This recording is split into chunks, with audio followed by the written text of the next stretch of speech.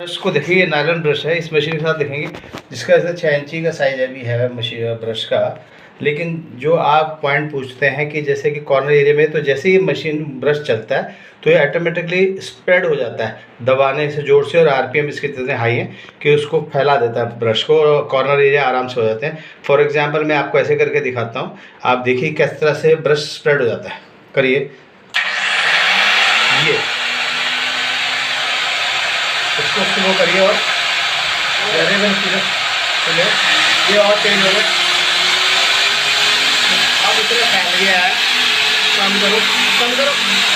अब ये corner area आ रहा है, इससे आ रहा है।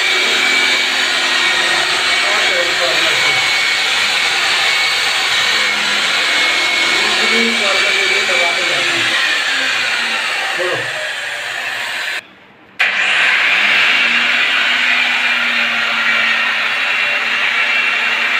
कॉर्नर दबा के बिल्कुल टच कर रही है कॉर्नर।